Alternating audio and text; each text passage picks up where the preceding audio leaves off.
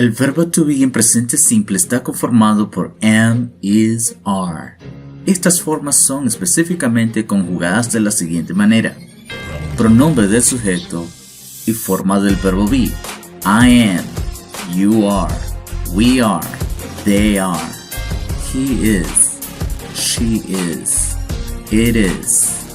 Pronombre del sujeto, forma del verbo be en contracciones.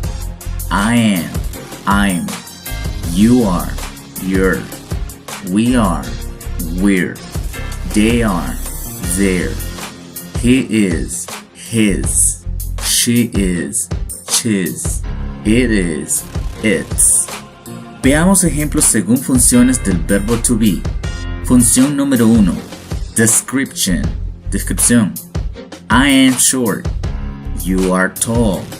We are happy. They are lovely. He is a doctor. She is a nurse. It is a good lesson. Función número 2. Location. Ubicación. I am at home. You are at school. We are in class. They are at work. He is at church. She is at Morazon Park.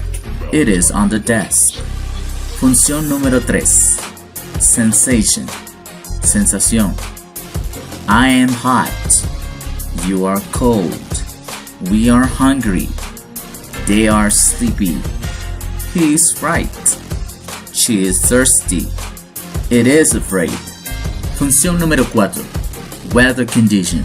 Condición climática. It is cold. It is hot. It is sunny. It is windy. Función número 5. Cost, prices. Costo o precios. It is $10. It is $20 each. It is $20 both. It is $10.50. Función número 6. Existence. Existencia. There is a desk in the classroom. There are some students in class. There is a little water in the glass. There are 5 ways to cook chicken.